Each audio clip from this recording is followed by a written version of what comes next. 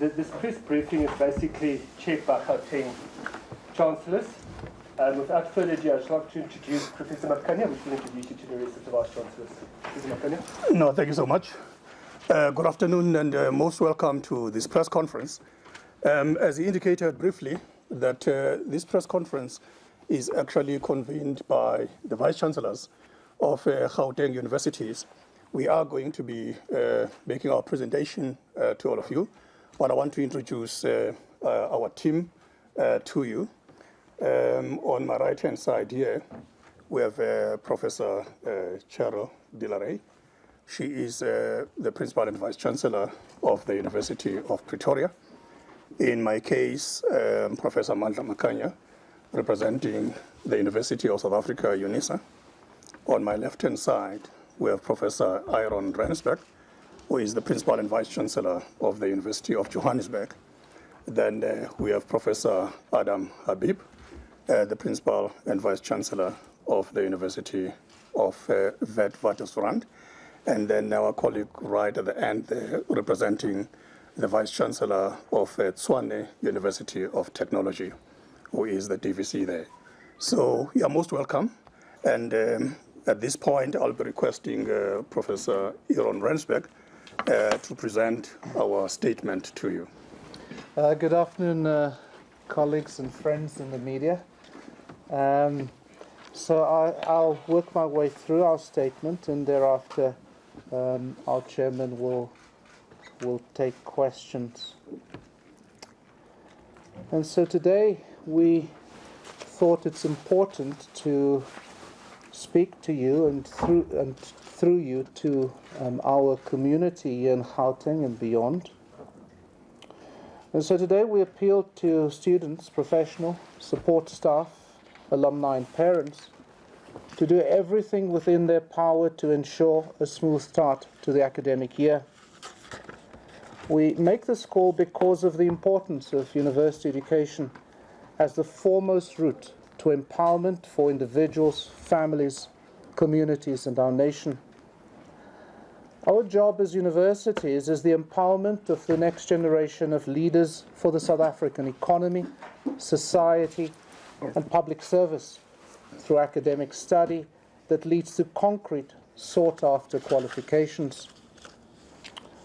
As the universities in South Africa's economic heartland, we are keenly aware of our responsibility to ensure that learning, teaching, and research can continue uninterrupted through the 2016 academic year.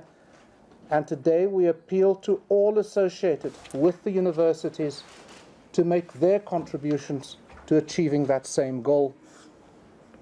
As the Gauteng-based Vice-Chancellors, we underline our unequivocal support for the quest for success to affordable and quality higher education for all as enshrined in our Constitution. We're also uncompromising in our determination to defend the right of all students to affordable, quality education, regardless of their economic or social standing. This is necessary for realizing a democratic, non-racial, non-sexist, and economically and socially inclusive and caring society. The absolute condition for universities to be able to play their role in the transformation of society and the empowerment of individuals is for learning, teaching, and research to take place unhindered. Damage to university property could never be a solution, but would only contribute to disempowering those most dependent on university facilities such as libraries, laboratories, and administration. And while we're determined that teaching and learning should start and proceed as planned, we remain completely committed to the dialogue with our students and workers, as well as outsourced workers, that started last year, as together we search for long-term solutions to the challenges facing university education. And in this regard, the appointment of the Presidential Commission of Inquiry announced last week gives all of us, academic, support, professional staff, students, alumni, administrators, and parents, and of course the wider South African community, the framework we believe within which we can seek concrete solutions which are both workable in practice and acceptable to all. Government, under the leadership of President Jacob Zuma and Minister Blade Nzimande, supported by the vice-chancellors, has made huge strides in addressing the issues and challenges facing universities, and as these emerged at the end of 2015.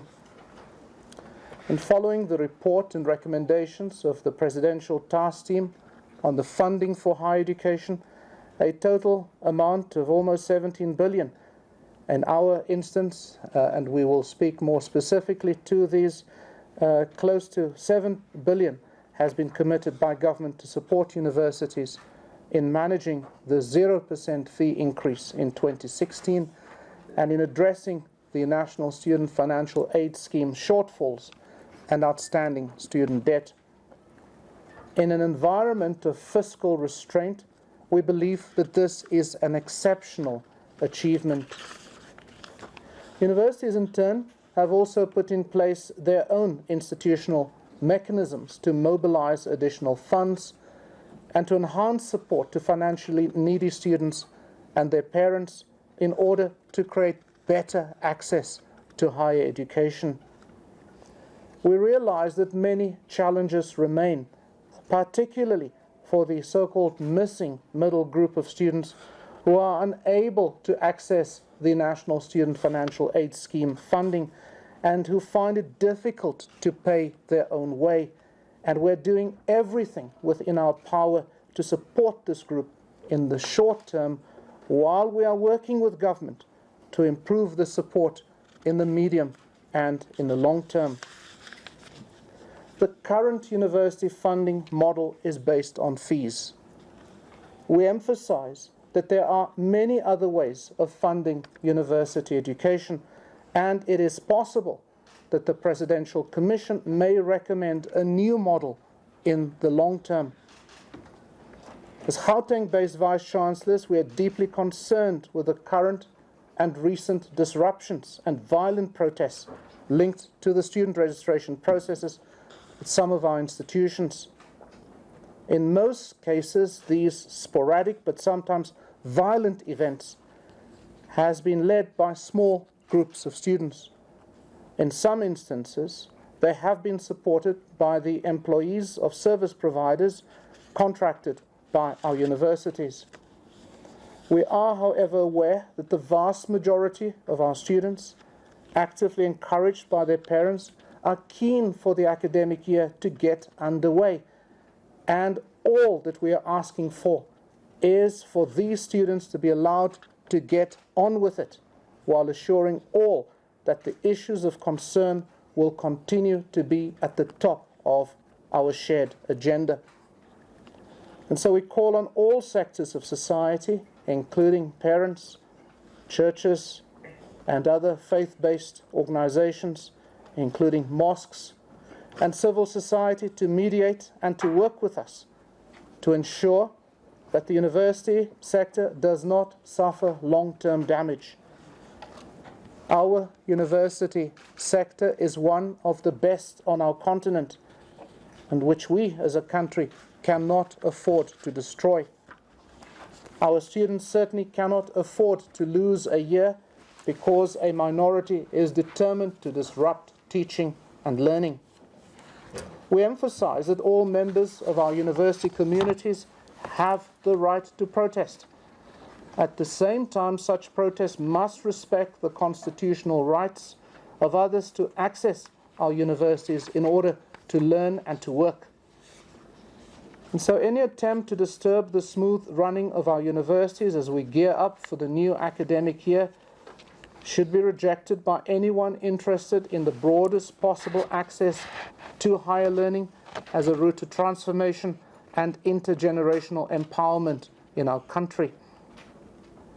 As a place of research, innovation, learning and teaching, which rests upon the fundamental premise that the university must always be a place of open debate, the Gauteng-based universities will continue to take all necessary steps to to ensure the safety, the security, and the freedom of movement and debate of all of the people that we have responsibility for. This means that we will also ensure that anything which can endanger students, staff, and the facilities which create the environment in which they study, teach, undertake research, and work will be prevented to the best of our ability.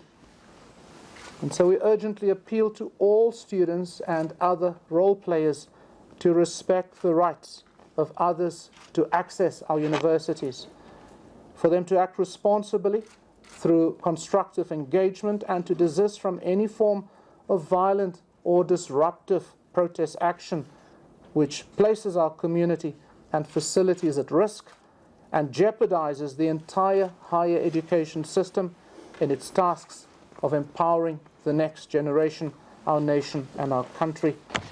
And we call in particular on leaders of political parties to demonstrate leadership and help to stabilize the university sector for 2016. Thank you. Thank you so much, Professor Rensberg. Ladies and gentlemen, this is a statement that we were committed to share with you, as well as our communities. So this is now an opportunity for you to pose questions, which I can guarantee you will try as far as possible to answer to your satisfaction.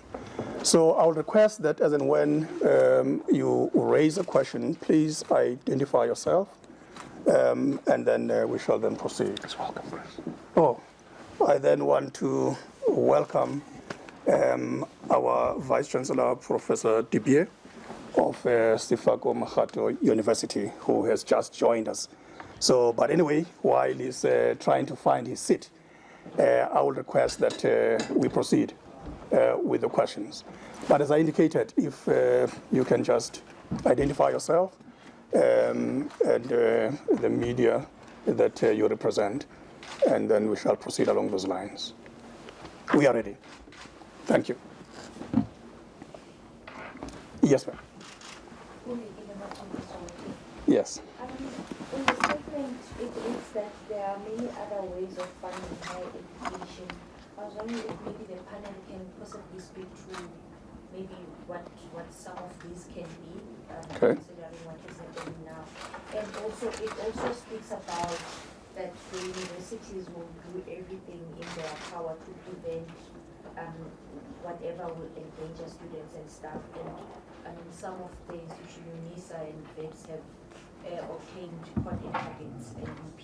Are you going to stick to these or looking at other ways? Thank you, Bongegile. Let me request Professor Adam Habib to respond to that. Thank you, Bonnie. There's many models of higher education in the world.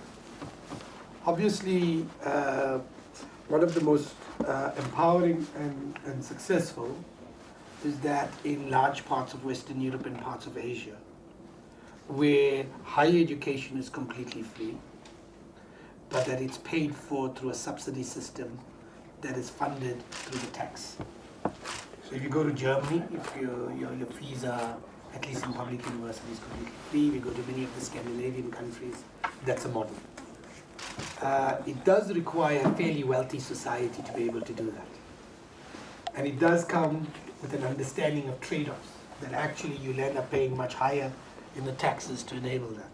And there are individuals in our society that have introduced this. There is a second model, particularly in places like Australia and the UK, where effectively it is based on fees, but the fees are funded by government through a funding mechanism, and that you pay back through the tax system once you start earning money. And that's a second alternative model. There's a third, obviously, and that you've seen in large places like the United States, where effectively what you have is a completely fee-based model, and what you then have is a situation where the banking system and other systems fund that, and students come with enormous amount of debt. Now we, if you like, have a combination of one or two of these things, and clearly there are huge challenges. We are fairly aware that while NSFAS has been a fantastic attempt to try and fund at least education from the poorest of the poor, the missing middle have been left out of that equation, and that's remained a challenge, particularly in many of our universities in Gauteng. And that's something that we need to address. There are already commitments made by the vice-chancellors and government through the presidential task team to establish a mechanism in this regard, led by the chair of NSFAS, Sizwe Nkosana, around looking at the possibility of a new funding vehicle based on the banking system. But it does not, we are not in a position for that to be, to go live in 2016, it's probably in 2017. But it seems to be the macro models of trying to understand which of these systems are going to be operational has to be determined through the presidential task team. And that's something we have to be participating in. There's a 3-person task team that has been established. It seems to me that we need the academics and others to be party, students, alumni, parents, all of them involved and engaged in that debate, so that we can look at what is the most appropriate model for South Africa at this historical juncture. For now, however, as the statement makes clear, our system is based on fees. And if suddenly we were to go to no fees, the entire system will be crippled. Universities will close within months, and we will reinforce the very inequalities of our society. And that's something that we must be very, very clear about. We do not want to destroy the one higher education system in this continent that is actually working, that allows us to produce postgraduate students, does the research and innovation. And we have to be mindful that if we are engaged in activism, it has to be a thoughtful activism that doesn't destroy the very institutions we are engaged in. And that's something that we must be mindful of. Whichever model we look at, we must take into account the cost structures of university. As the task team chaired by the Deputy President before he became Deputy President, Cyril Ramaphosa, found we are underfunding our university system in the subsidy by something like 50–60%. That can no longer continue. And we clearly, whichever models we look at, we have to be mindful that what we don't want to do is destroy the quality of the higher education system. And so as we do access and increase access and fund access, what we must make sure is that as we fund that access, we need to look at ensuring that we've done and retain the quality. The quality at an undergraduate level, but also the quality that ensures we can produce journals, that we have journals in our libraries, that we have research equipment, that we do the kinds of research and innovation that is required by all of our universities and that is required in this country. Remember this, and I'll stop here at this point. If we are serious about addressing economic development, if we are serious about inclusive development, the universities are fundamental to the achievement of that goal. You destroy your universities, you destroy the possibility of an inclusive developmental democracy in this country. And that's the message that I think we collectively are putting forward today. Thank you, Prof. Habib. I would like to take at least 3 questions, and we'll try as far as possible, to be a little short when we respond. Can we then go ahead? Or the second part on security. Okay, I know that Bongile was worried about that. There was an intention of not responding to that. And obviously, you mentioned our universities. On my right-hand side, we have Professor Dilare, who obviously would love to speak to that. Professor Makanya, thank you. I want to emphasize what universities are really about. Universities are places of learning in the first instance, but we're also places where we educate and develop the next generation of thought leaders for the country. So by our very nature, universities are places for engagement. Don't feel intimidated. Are places for engagement, and engagement of a particular type, intellectual engagement. But whatever the type of engagement that takes place, it must be peaceful. And the minute it ceases to be peaceful, as vice-chancellors, we have a responsibility to our students, to our staff, and the broader public. So the issue of interdicts is an issue or a mechanism that we use when the peaceful nature of engagement is threatened in order to protect the safety of the vast majority of our students and staff. So interdicts are mere measures in order for us to continue what we are fundamentally about, which is peaceful engagement at every level. That's why we exist, and that's our fundamental mission in society, which is intellectual engagement and dialogue. And by our very nature, we places for diversity of intellectual engagement, different opinions and debate and engagement. And that's what we stand for as institutions. We cannot have a situation where that basic foundation principle of a university is threatened when people are physically impeded in one way or another from entering university or are blocked from expressing themselves. And what we're really concerned about for the 2016 year is that we are now in a situation where the access of thousands of young, talented South Africans is being blocked into our universities when registration is impeded at our institutions. Thank you. You want to add something? Yeah, I just want to add one thing. For me, what do our interdicts say? I know there's a lot of unhappiness about these interdicts. What do our interdicts say? It says you can't be violent. Yeah. You can't burn things. You can't disrupt our operations. You can't disrupt. Which normal human being is against those things? All we're saying is you can't do these things. Is anybody saying that they want to do these things? And should they be allowed to do that to public institutions? All we're saying is no burning, no violence, no threats, no disruption of our operations. Allow people to register. Those are rational requests in any society, in any institution. What is the opposition to this? So I do think we must make that point, that we've not asked for anything that is reasonable in any institution. It is simply to allow the operations of the university to proceed unhindered. So it's as simple as that. But anyway, let's proceed. I would like to take further questions. Let's take you over there, sir. And then you will follow, and you'll be the third one. Okay, please.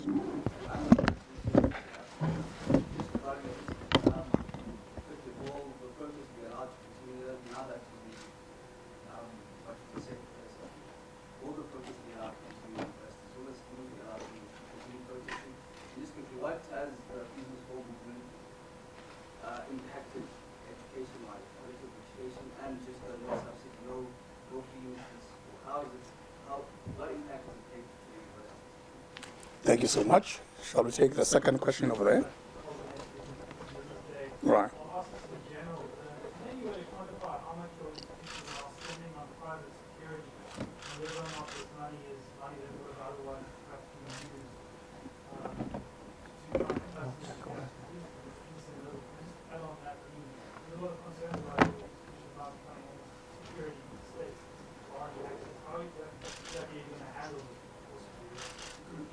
Thank you so much. Shall we then take the third question?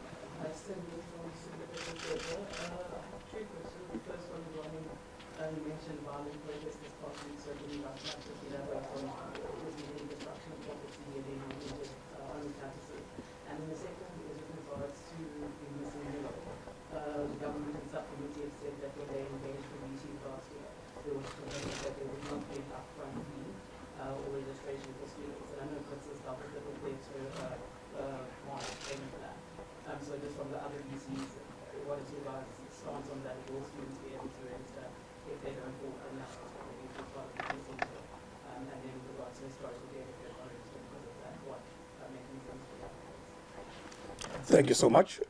I'll then give the opportunity to Professor Rensberg first to address the question of the cost implications of the private security at our universities. And then we'll proceed along those lines just to get the views from other vice-chancellors. I think it's a very important question that's being asked. It's clear that we're spending considerable amounts of resources that otherwise could have been far more productively utilized in research or in our libraries or in journal procurement and so on and so forth.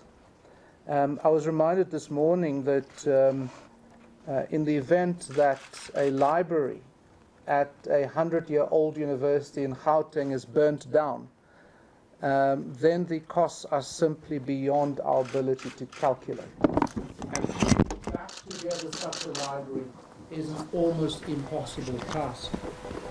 So I think that it's important for us to make the point that we are spending resources that we are spending not willingly at all on security and protection of property and person at our universities. I think the evidence at the end of last year, as well as at the beginning of this year, demonstrates that small groups amongst the protesters remain determined to shut down institutions through non-peaceful but through violent measures. We've seen it this morning at UNISA.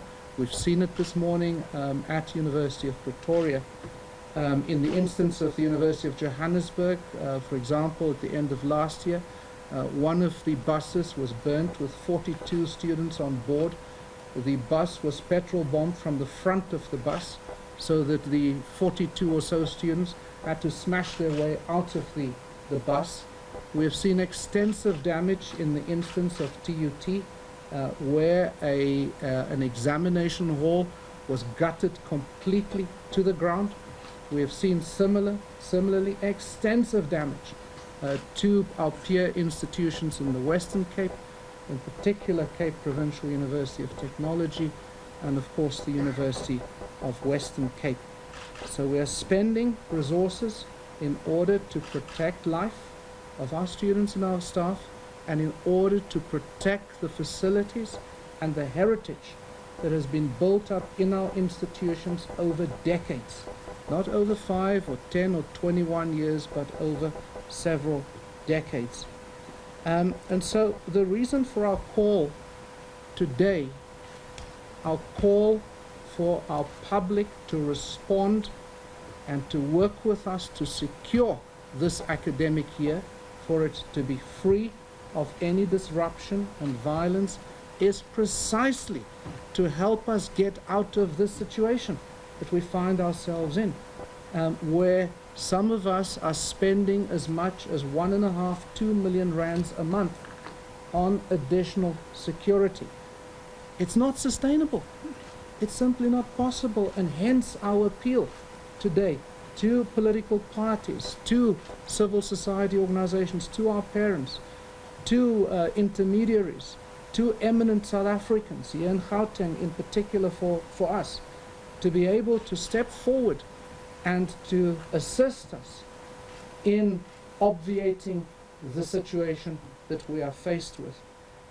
If we were simply to withdraw the additional security, if we were simply, as some are arguing, to cancel the court orders, we would leave our institutions vulnerable to the kind of violence that we have observed this morning and throughout the last 4 months, of course, with a let-up during the vacation break.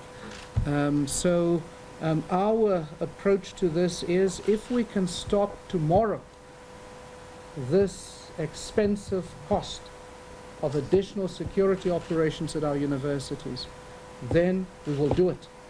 But that is subject to these protests becoming peaceful, and these protests not resulting in the disruption of the normal activities of our universities.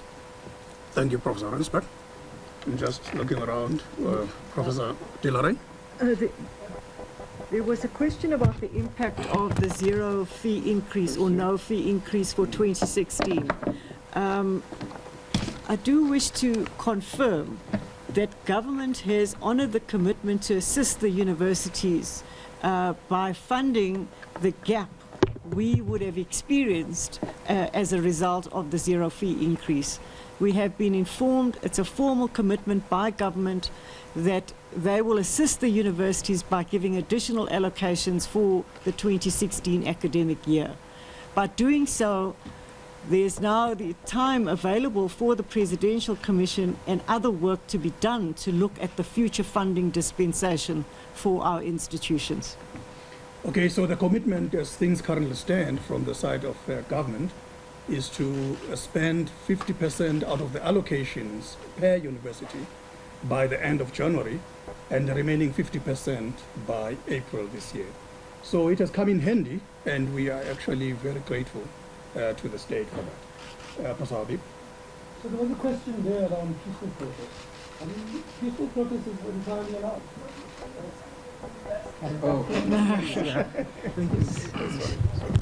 So this is the team. Yeah.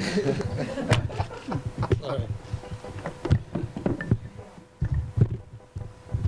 So the question was,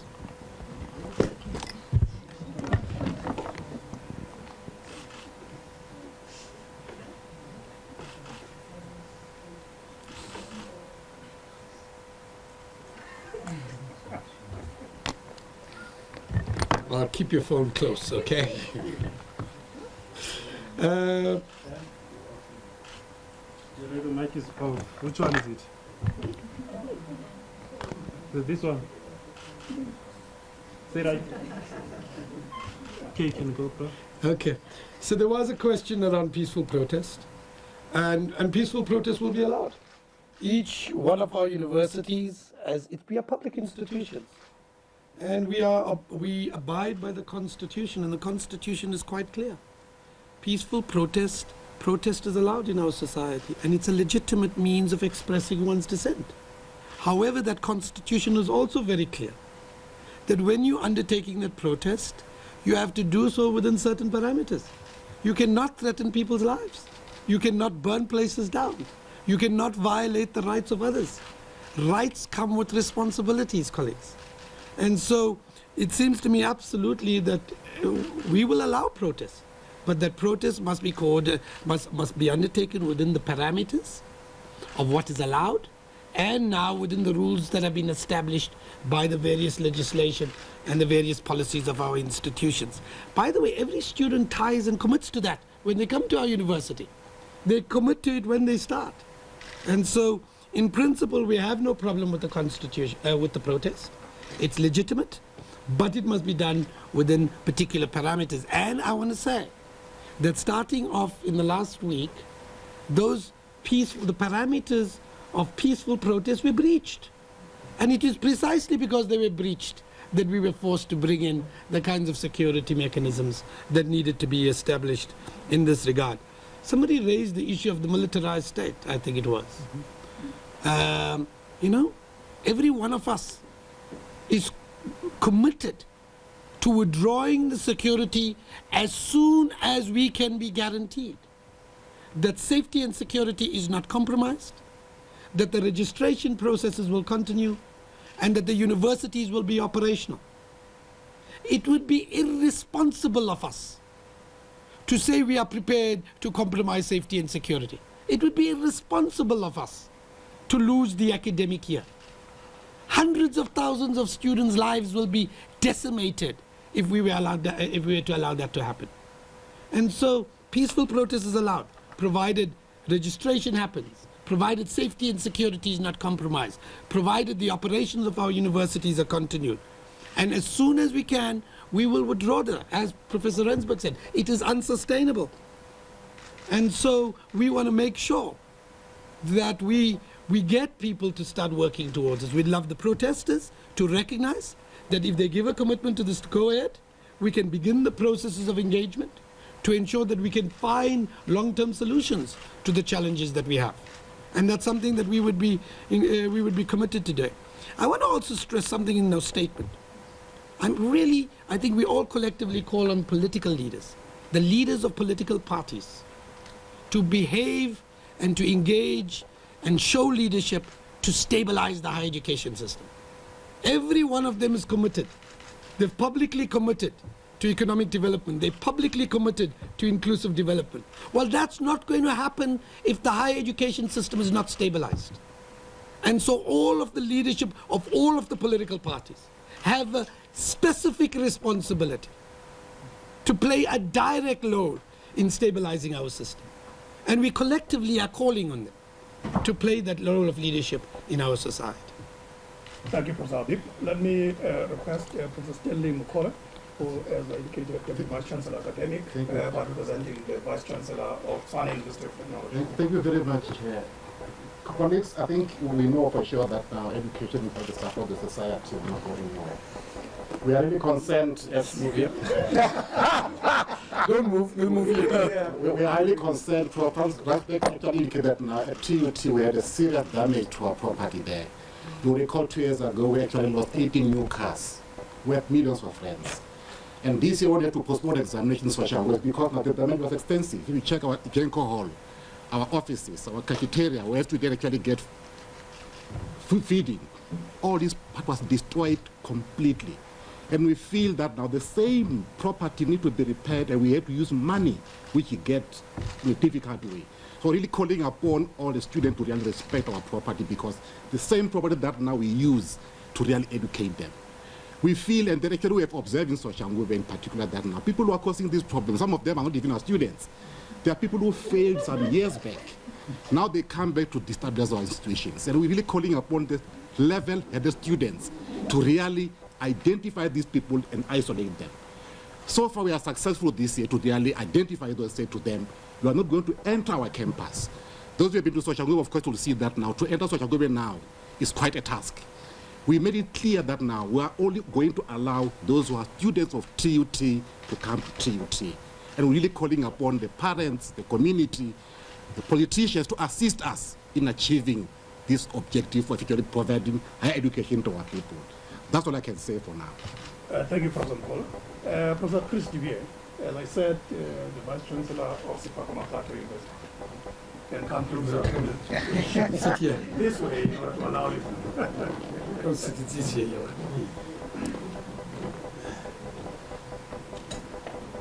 I just wanted to respond to one of the other questions I think we haven't responded to, and that pertains to the missing middle. I'm aware of all the institutions that are being represented here this afternoon, that they've actually made special arrangements to cater for that particular category.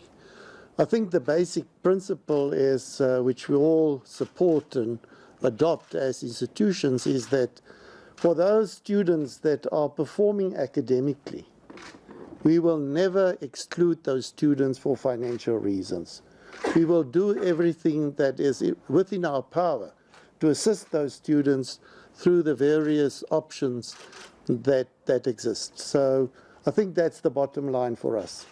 If you perform academically, we would like to welcome you, we would like to embrace you, and those are the students that we would really support, despite the fact that they can't actually pay what is due to the university. There are other arrangements to be made to be of assistance. No, thank you, Professor. Yes? When you say, I just don't really understand what is the perform academic? Is it 80%? Is it 60? Is it 50? I mean, pass mark, I don't know if it's 50, but It's course completion rate. so, I mean, I for example, my mother's a lawyer, I'm just saying, and I get 50s, but I mean, it doesn't mean I'm really dumb, but, and then somebody else gets 80. Yeah, no, I think what is meant by that in general terms is that you perform up to the level where you're allowed to progress through your academic program and complete the academic program within good time. Yes. One other thing I want to say on that. Colleagues, there has been a request around the missing middle. There has been a request that we must wipe out all debt. And I wish we could do that, but we would be bankrupt within 2 or 3 months. We are not in a position to wipe out all of historic debt. Now, what has been agreed, and government has made monies available to set aside the historic debt of NSFAS students. That we can do because there has been monies available, made available for that. For 2 specific years, 2013 and 14 and 2015. But what we can't do, there's been another request to say that by a number of student groups to say that we must just wipe out historic debt. That goes into hundreds of millions of rands. Within months, the university systems will go into a financial crisis and the entire system will implode. We're just not in a position to do that. Now, there are some medium-term plans being put in place, including the new funding mechanisms, etc. And that we will work with all parties to try and get them. There's some short-term solutions we can put into place, like we've done around first payments and how to make sure that we create mechanisms. Each of our institutions has done that, and we will continue to do that. But we are not in a position to wipe out all historic debt. At least for this thing, we're just not in a position to do that yet. Okay. Just to again make the point that our call today is very specific. And it is for our communities and our leaders to step up and to work with us to stabilize our institutions so that the academic program can commence when it is expected to commence. And so that's really the enormity, the weightiness of our appeal today, because there's a real risk that our system runs, that if we fail to collectively respond, to stabilize, to get the academic program going, to secure 2016 and beyond, that our institutions will be crippled. I think there is a grave risk, and we are appealing because we can't do it on our own. I want to specifically say that in the instance of the University of Johannesburg, our approach in respect of those who don't qualify for state aid through NSFAS and those who don't qualify for university bursaries, which is extensive, that in those instances, like with peer institutions, we have an online system when you register. You acknowledge the debt that you hold or owe the university, and you make an agreement with the university that you will settle that debt in an agreed time. And the university signs off on that. We sign every day, several hundred such agreements. We have already enrolled, registered some 10,000 students at UJ as we speak. And a significant number, 2,000 of them, have already entered into these kinds of agreements. And we know that as this accelerates over the next week or so, as we head to the end of December, sorry, what am I talking about? To the end of, you can see I'm in a time warp. To the end of January, as we head towards the end of January, this will accelerate. I think it's also important just to note, Chair, that, Prof, that our academic programs start at different times. We are now either in the exam mode on some campuses, such as Shoshanguve, or we are now in the registration mode. The academic program, for example, at this university, begins on the 7th of February, and it varies by institution. And so we're in that critical phase of registration, getting registration done and getting ourselves set for the new academic year. So the academic program has only started in limited instances, but in general, we only will start late January or sometime in February, but it is critical for us to get registration done. Thank you. Thank you, Prof. Rensberg. I wanted to say, colleagues, that we are running out of time. So I'll try to ask that we try to at least get to the last round of questions, and we'll try to at least move fairly quickly in providing the answers. There's a point that I want to add, which I would not like us to lose sight of, that, by the way, universities also make a contribution in supporting students. That's a matter that we've not actually communicated. And that's a significant contribution in ensuring that students who qualify to study at our universities also get some assistance in terms of funding. Here we're talking about significant amounts of money that we set aside, and they are voted for by our own councils. So that's an important information to share as well, because I know in our case, on an annual basis over the last 3 years, we've been setting aside almost 100 million annually, just for that purpose. So shall we take further questions? I'll give you the first chance, then you'll be the second, and you'll be third. And if we are all happy with that, I will propose that that be the last round of questions. Okay? all the way through your statement, you've made impassioned calls to student leaders, to role players, particularly to political leaders, to work with you, engage in dialogue, and find as many solutions as possible. What do you make of the apparent divide between student leaders last week, where some stayed in meetings with Minister Valens on Monday, while others walked out saying that the engagement was fruitless? Have you yourself experienced the same divide from some SRC leaders wanting to engage, others maybe not part of the SRC leaders breaking off from that and saying, we would like something else? What is your experience of that? Thank you. We'll take a second question.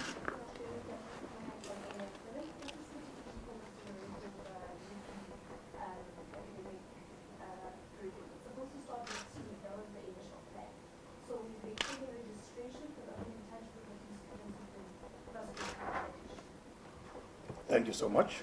And the last question. Confirmation on the same issue, Professor, you Yes. sort of touched on it now. So Right. are you saying that all students that may have historical debts from last year are able to register this year if their academic report allows them to, without an upfront payment? Because government is saying that that was the agreement that they had made with the VCs, that everyone will be able to, on a payment plan or whatever the case may be, that everyone can register this year. And can we just get confirmation from everyone else that anyone who is academically deserving in terms of being going into next year can register this year even if they don't have the funds? Okay. Thank you so much. Maybe we can start with you, Prof. Tilai. Yes, sir. Okay, you want to move here? No. That's the easiest. Okay. The academic year has not started yet. By that I mean lectures, and that we can consider the formal start of the academic year. What has been postponed, and we've sent out communication to all our new first-year students, is the orientation program. We usually run a very extensive 2 to 3 week orientation program. We've postponed it by 1 week to allow us to settle the current issues, and then we'll start the orientation program. Our online registration is on track, and that continues as it would in any circumstance. There are opportunities for students to come in, to hand in forms. Those opportunities will be created, and we are communicating with all the students via SMS individually. Thank you very much. Prof. Habib. So perhaps I should take the question around the student leaders.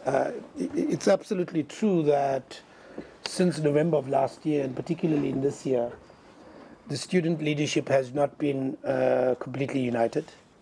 That there are different groups within the student leadership. And we saw that manifested both at the meeting with the minister earlier in this week, but also reflected in other cases. It does make negotiations difficult. We have found that at various moments, we come to a set of agreements with one person, with one group, and that doesn't necessarily continue. Our approach, I think, has been that there are statutory bodies that are established to lead the students. There are official SRCs. They are elected by the student body, and that is our primary port of call in our negotiations and our engagements, although that does not exclude other conversations that may happen with other stakeholders. But our primary port of call is with the formal structures of the student leadership, which is the SRC. And that's something that is worth bearing in mind. I will say one other thing in the engagement with students. I think it is in the long-term interest of all of us that the student leadership come together in a more coherent way, that they are represented, they find a way to determine their leadership, and that leadership has the kind of broad integrity and support of the student body, because that does allow for more efficient engagements with university management. And I would hope for the engagements with the Presidential Commission and other organizations. Thank you, Prof. Habib. Prof. Rensburg. I will not add much to Professor Habib's response, I think it's our duty to engage with all student formations. Obviously, as Professor Habib indicates, our student representative councils are our first port of call, but that does not mean that we ignore. We do engage, we do have independence. I think the part of the Fees Must Fall movement calls itself independence, and so we do engage with the independents. We engage with all of those bodies who are not elected onto the SRC as well. On the issue of, I just want to clarify that on the issue of historical debt and the upfront payment, the agreement that we have reached with government is that students who do not fall within the state-funded NSFAS category, that those students must demonstrate that they are unable to make payment. Those who are able to make payment should make payment. Those who are able to make part payment should make part payment. I think that is important for us to get that message equally across, because if we are unable to collect any of that historical debt, as Professor Habib and other colleagues have indicated, we will be in crisis in 3 to 4 months. I don't think this University of Johannesburg, by way of example, will be around for more than 6 months because we'll simply not be able to pay bills. The operating cost of this university is 270 million rands per month. So if we don't collect any debt that's outstanding from last year because no one is willing, even if they're able to pay debt, then we're going to crush this institution, and we're going to crush the other institutions in Gauteng as well. There was one question, Prof. Makanya, that was not tackled, I believe, and it was a very interesting question about the impact of the Fees Must Fall movement. And I just want to offer one kind of a response, which is enormous. I think it's been an enormous impact. Consider that vice-chancellors over the last 2 decades have been actively, those before us, and this present group of vice-chancellors have for 2 decades been arguing the case that the university sector is not funded at the appropriate level. At 0.75% of GDP, it is significantly below the global benchmark that sits between 1.5 and 2%. I don't even want to talk about Cuba that sits at 4%. And so we've been arguing the case, and we believe that with the engagement of vice-chancellors over 2 decades combined now with this extraordinary movement in the last 6-7 months or so, that it has had a combined effect. And I don't think we must forget that. I think it's important for us to make the point. Can I just add to that?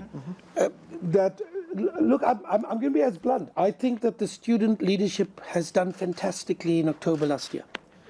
They brought onto the national scene and make this debate on the national scene in a way that hasn't happened for a long while.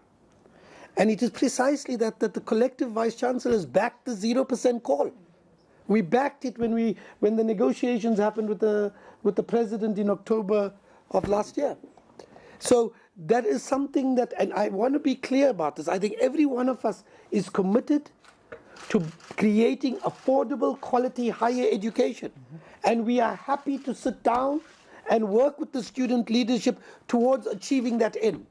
That is our collective responsibility, and we collectively committed to it. The only point we're saying is, as we work towards that goal, it's going to take some time. Don't bring the universities to a standstill. Don't destroy them now. Don't imperil them financially. Because if you do that, you'll never be able to rebuild them again. So let's do so in a responsible engagement. That's the only thing that I would say. But I think it has, as Professor Rensburg said, had an enormous impact, and that we will be committed to continuing working with the student leadership to achieving that. No, thank you, Prof. Habib. I wanted to check if there's anything else that Prof. Makola want to add. Prof. Duye? Okay. No, thank you very much. Ladies and gentlemen, we'll now be bringing our session to a close. But it's important for us to note that as we are gathered here, the vice-chancellors of Gauteng universities, we are committed to dialogue, we are committed to engagement, and clearly we also are committed to mediation. So this question has been featuring also in a manner in which we've actually been engaging this afternoon, and it is our hope that our own communities, and in particular in this instance, parents, are going to come to the party, because it is important for us as parents to understand what our students are doing at universities.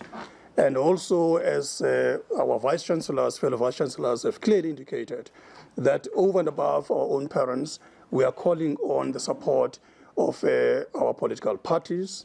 We are calling on eminent persons to also support the university sector, because we understand that as universities in the economic hub of this country, it is imperative that we should keep the doors of our universities open for our students and running our operations without any hindrance. Thank you very much. This is highly appreciated. Thanks, guys. Thanks, Bangla. That was good. Right, thank you. Maybe just to say that individual VCs are available if you want to talk to them about their specific campuses. Right.